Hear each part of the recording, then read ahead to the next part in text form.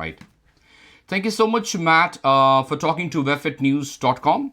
And since mental health is one such issue in the society, which not many people take it seriously, and we also wanted to understand the current government's focus on mental health. So I will get started. Very first question that on mental health, what do you think that how should a society get be aware about that? What should be the way to create an awareness in our society? Oh, look, I think that's a very good question, and thank you for the opportunity to be on this morning to talk about, look, I think a very important issue for most Kiwis. And, we know mental health over time has been an issue that people have struggled to talk about. People have faced huge stigma and discrimination talking about their own mental health issues. And what we do know in New Zealand now that we have a culture where more people are open to talking about mental health, and they're more open to talking about their own needs and really wanting support. And, I do welcome that as New Zealand's first mental health minister. It is time that we give people more timely support, and what that looks like for each community of New Zealand could be potentially quite different. So we do know that there are some specific barriers to being open about mental health and reaching for support in different communities across the motu. So, one of my key focuses on mental health as New Zealand's first mental health minister is to raise the awareness of it and to make sure that people feel like there is support for them in their own community. Right. Very well said, Matt. Thank you so much for that answer. Now, there's a stigma about mental health. If you notice in our society, so let's talk about the younger generation first. Okay. So, what do you think? At what age, a parent should be aware, or a school and administration should focus to educate our kids that there is something called mental health, and it can be in any form of mental health. So what do you think, what should be the age, or what should be the focus of our as a parent, as a school administration? Yeah, look, I think that, there is always times to talk about better mental health, but I think to your point, it should be age appropriate. What we do know is younger people now have a vocabulary to talk about mental health than previous generations never had. They're more open to talking about it. They face less stigma or discrimination coming forward, and they're really looking for support to ensure that they have positive mental health. And when we think about mental health, it's not just the elimination of mental distress, it is the promotion of mental well-being.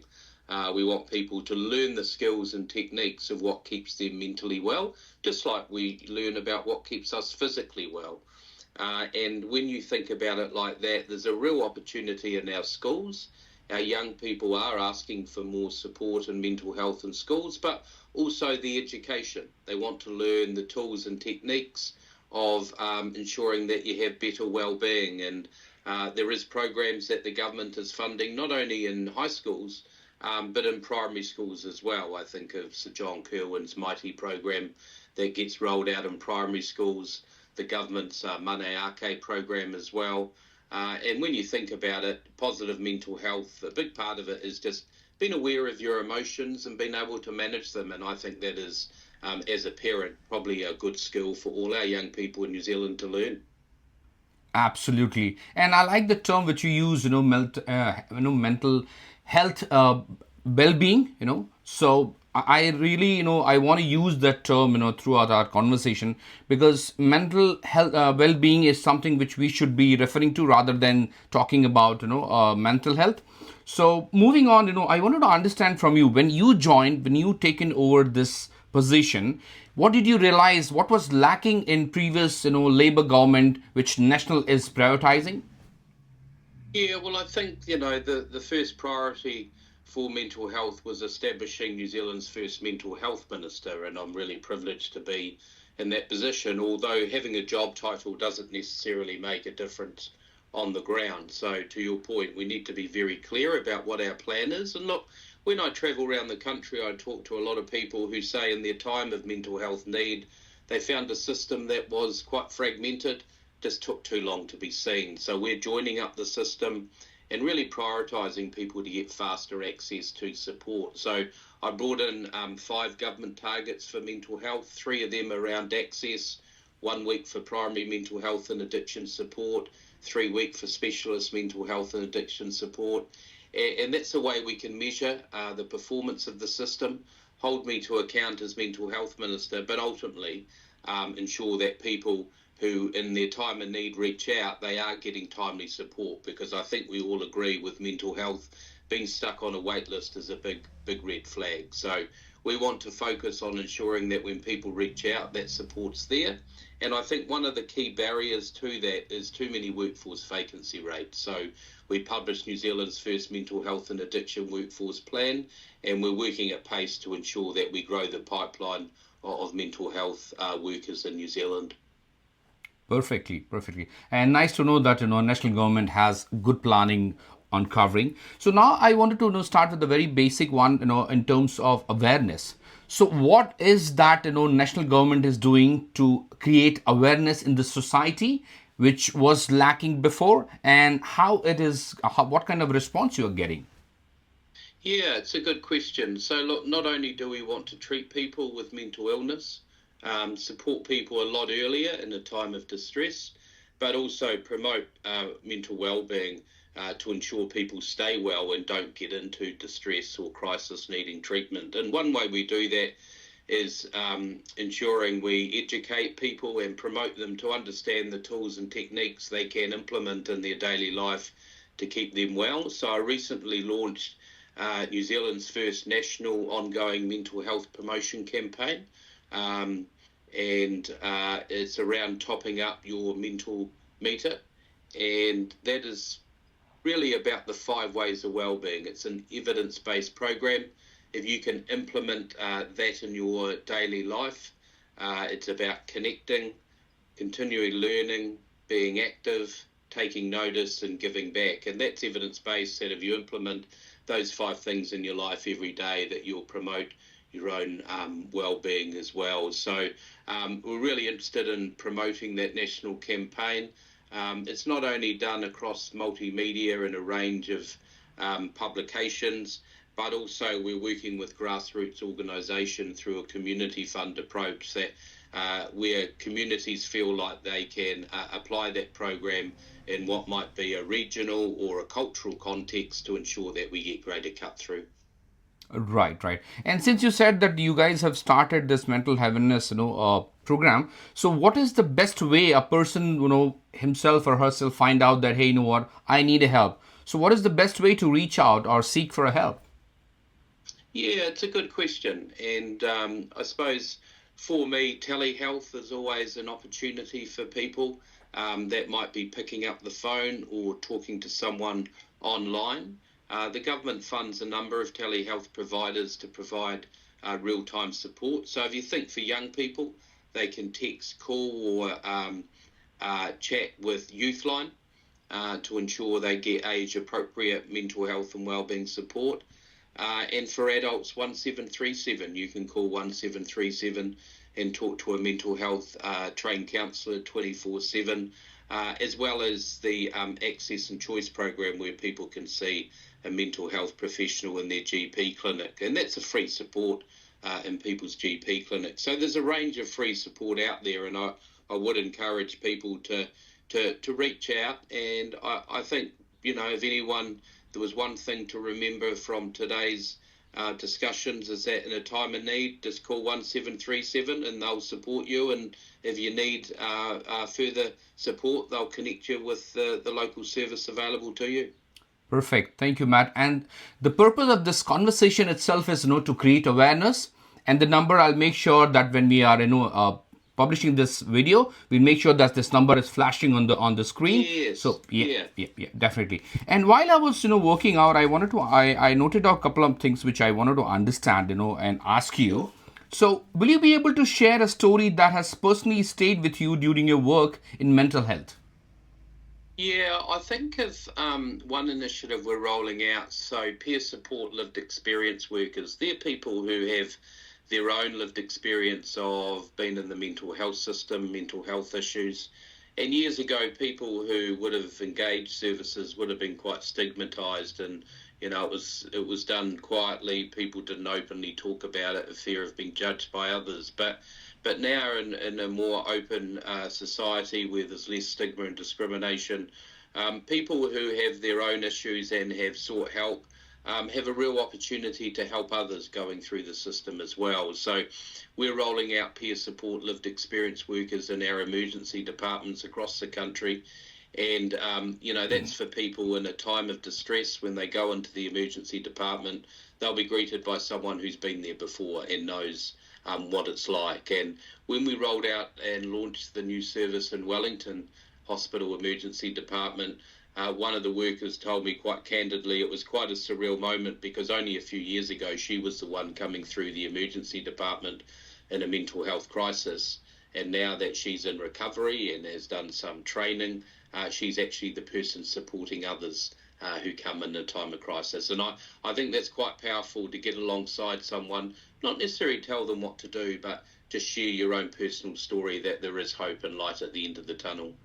Perfect. And that is something, if you give a personal touch to anything, that makes a lot of effect on people's life. Yeah. And that's what Webfit News has launched this this initiative, that we should be the one who should be making people aware. And if we can help at least minimum 5 people, then it will be a good win for both the side. Yes, Yeah. Thank you so that's much. great. Yeah, yeah, yeah.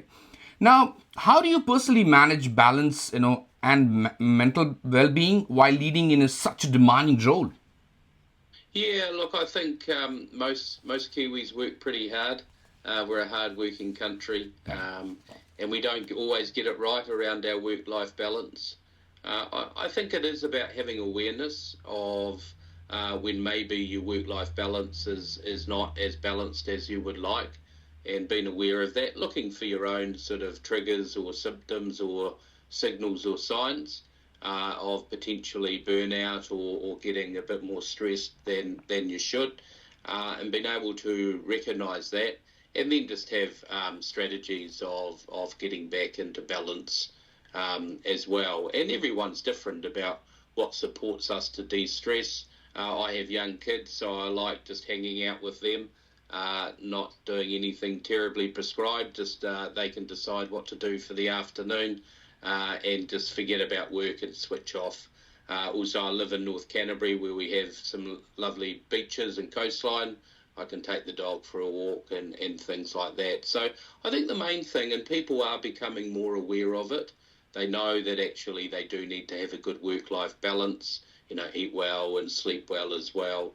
And again, going back to those 5 ways of well-being, that's a good way of supporting each individual's well-being. Because if you look at the 5 principles of connecting, learning, being active, taking notice and giving back, for each of those, every Kiwi will have a different interpretation of what that is.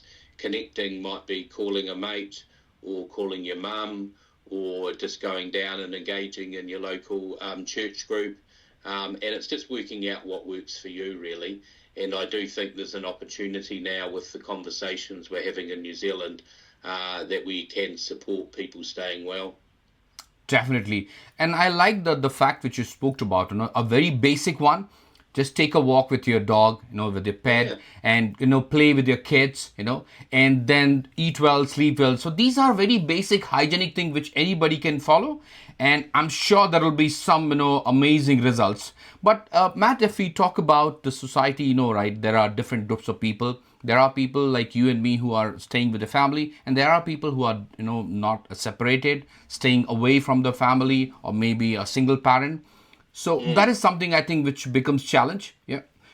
So what do you have to say about it? What should be the a main motivative way to stay mentally healthy? Yeah, it's a good point. And, when people are isolated or disconnected, it can be quite challenging Right. with being outside their normal network system, and some of that can be a result of mental illness. Classically, as people get further into their mental illness, they can disconnect and withdraw and isolate as well, and that is concerning, and we need to reach out to people and support them.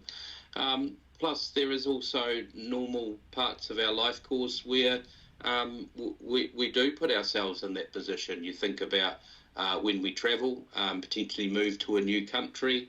Maybe we move between cities in our home country for a new job, or when you leave school and go on to become a young adult and make adult relationships for the first time. So, I'm always the view that life is about different stages. So it is ensuring that we do keep connected.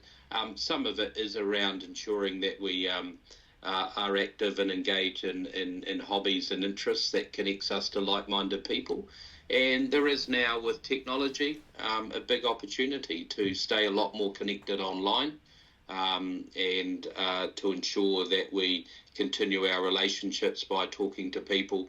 And I think online also provides an opportunity for people to access mental health and healthcare services, even for some people living in the most isolated parts of New Zealand, where their local GP might be a 1-hour drive. So they can jump online and do an online consult as well. So there is real challenges in New Zealand, as we are a sparsely populated country, but I think there's huge opportunities as well. Exactly. And what I take out from this conversation, this part of the conversation is, if there's a will, there's a way to do that. Yes, yeah, very Exactly. much so. Yeah, yeah. Thank you so much for that. Now, moving on, what are the signs of burnout that leaders and families should never ignore? Yeah, it is interesting, and some of it will be personal to the individual, but classically, burnout can be around someone appearing tired all the time.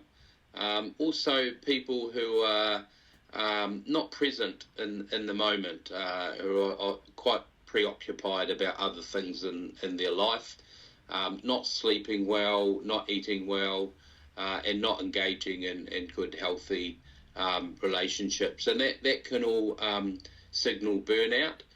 We do know there's a crossover with increased alcohol use, potentially, drug use, or other risky behaviours as well. And it just comes down to someone who knows the individual can sense that there's been a shift, and maybe that might be driven by things in their life that are preoccupying them, and resulting in the increased stress. So it's just being aware of the individual, and if there is any changes, and quite often it is around people withdrawing and someone not connecting as much as they do, and that just gives it a good opportunity for us as family or friends or community members to reach out to that person and check in with them.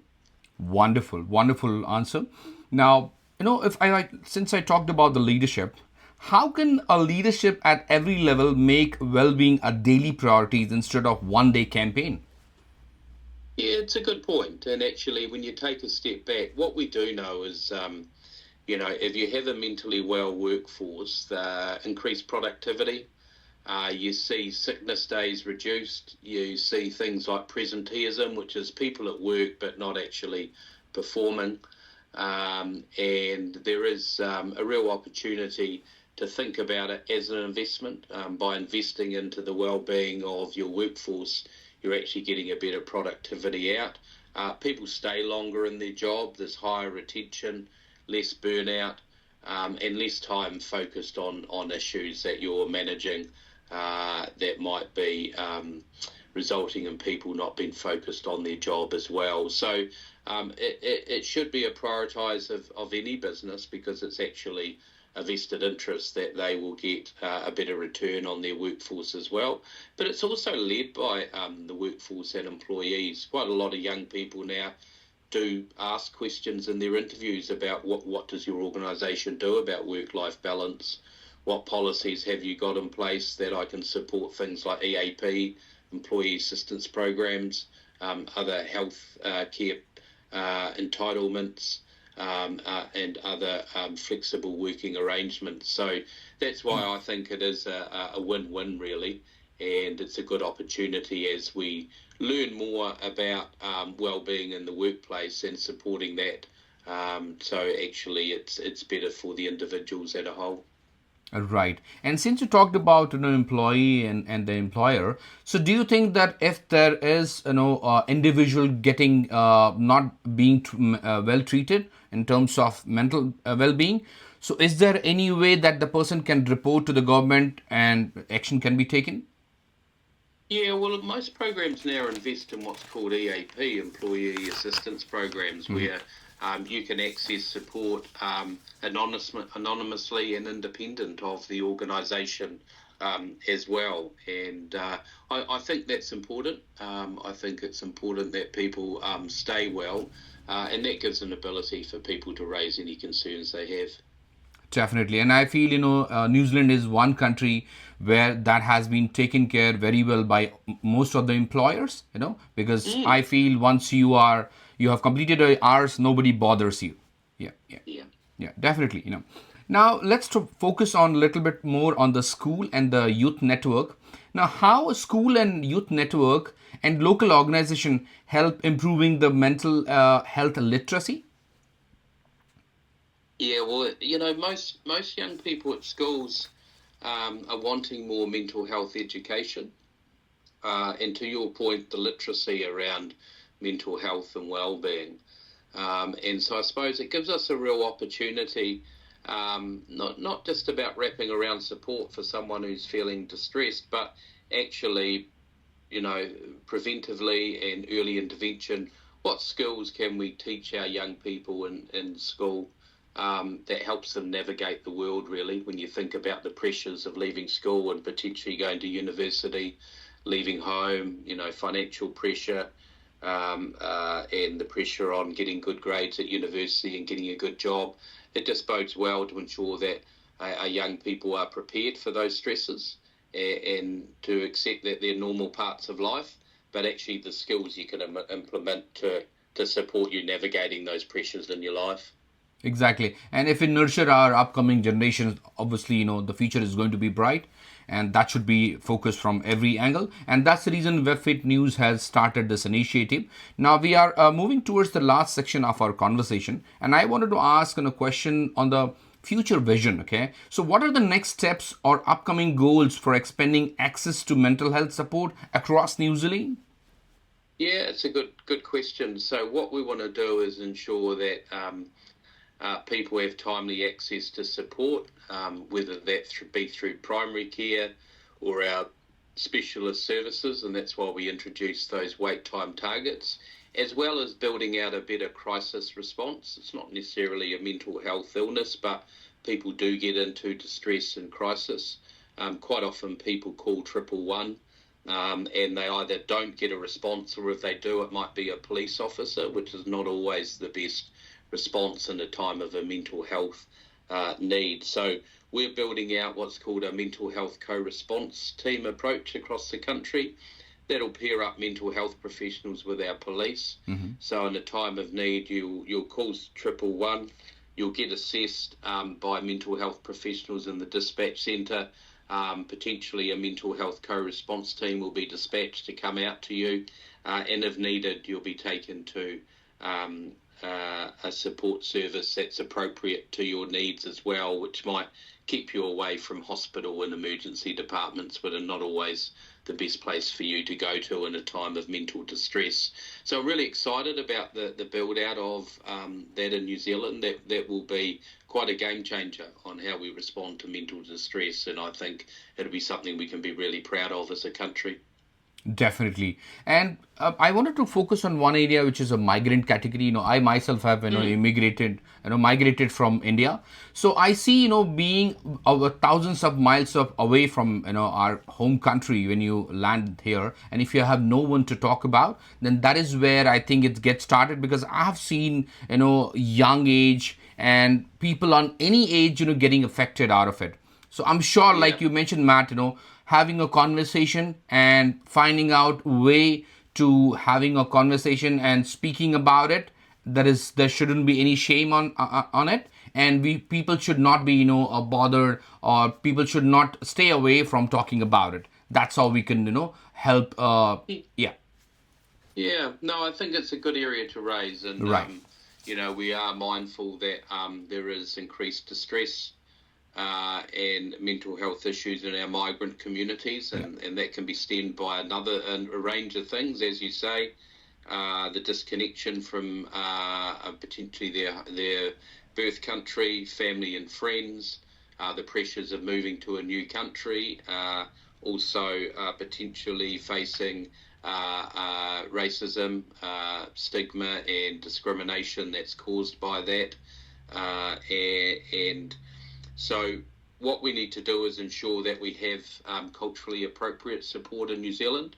I work quite closely with Kelly Feng from Asian Family Services. We recently announced some new Asian mental health services to be rolled out that will be more culturally appropriate with appropriate language for the person to engage in, and a support system that is more reflective of their cultural values as well. And I think in New Zealand, mental health is important, and how that looks in different communities can be quite different as well, and that's why we're really keen to work with local communities to understand their needs and how we provide culturally appropriate support to them as well.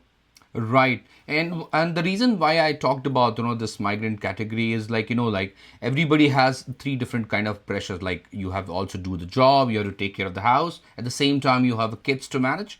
So that it develops very fast, and that is the reason I spoke about it. But yeah, thank you so Yeah. much the input which you gave. Now moving on, how can continuity and accountability be ensured so that the progress lasts beyond a single term or campaign?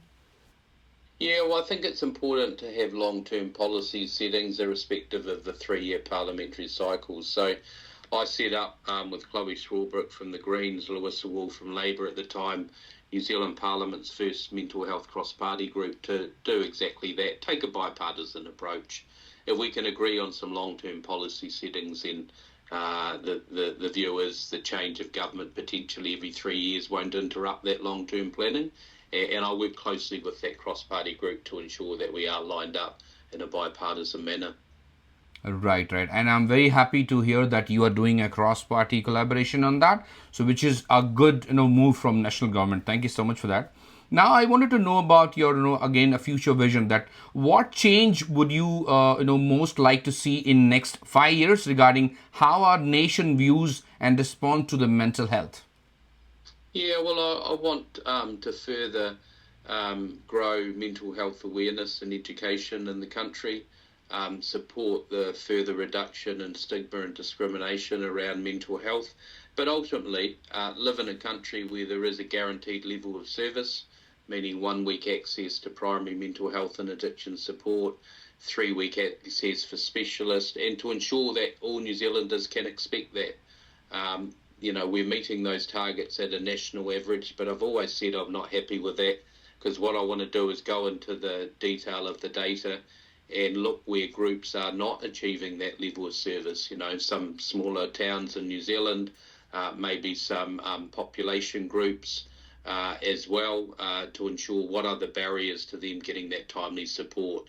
And then we'll get rid of what we call that postcode lottery in health to ensure everyone has that equal opportunity with health in New Zealand. Right, right. So equal opportunity is something which I feel is well treated in this country, and which I appreciate to the government and the kind of initiative you guys have taken. Now, the last question which I wanted to know, if you could share one message with every New Zealander about mental health and well-being, what would it be? Oh, look, I think that we should actually acknowledge how far we've come as a country. I think we've done very well breaking down the barriers of stigma and discrimination. We've got a huge opportunity here as we have a younger generation coming through who are more open to talking about their mental health needs. But what we must be mindful of as more people take that leap of faith, asking for help, we need to ensure that support's in place. And I think that's the next step for the country, and the next challenge in mental health, that we make sure that we have that timely support, so it doesn't matter where you live in the country. In a time of need, you've got someone to call, someone to respond, and somewhere to go. Right, very well said. Thank you so much for that. Now, how we as a media group can help you, Matt, to increase this awareness? Yeah, well, I think just interviews like this, just keeping the conversation going. You obviously have your target audience that will follow you closely, and ensuring that we get the message out there into all the communities of New Zealand. And so I just want to thank you for the opportunity today. I've really enjoyed the interview, and well done. And anything I can support Webfit going forward and spreading the word about better mental health within the communities you serve, I'm more than happy to help you. Thank you so much, Matt. And I want to appreciate for your team, who have responded very nicely, and the kind of, appointment was given very nicely. So I appreciate for that. Yeah. And right now, Indian community is celebrating Diwali. So do you want to just give a happy Diwali message to them from our Webfit News channel? Yeah, I want to wish everyone a happy Diwali, and just to say I'll be at the local Diwali event in Christchurch on Saturday night. I know it's always a huge opportunity to enjoy the culture, the people, and the experiences as well. I'll be taking my young kids along to the event because I know it's a family friendly event, and it's a huge opportunity to not only celebrate the cultures in New Zealand, but to show that we can all come together as one in a country where we actually respect and celebrate diversity and all the different cultures, which makes New Zealand a great place to live in. Definitely. Thank you so much. And we will be publishing this on our news channel. And definitely we will be, asking for the feedback and message to the viewers. Please feel free to reach out directly. Or if you want to ask any question, you can leave it in the comment section, and you can certainly reach out to the Matt departments, and we'll try to get the answer. Yeah. Sure. Thank you so much, Honorable Matt, for talking to us, and have a great day. Thank you. Bye now. Bye. Bye.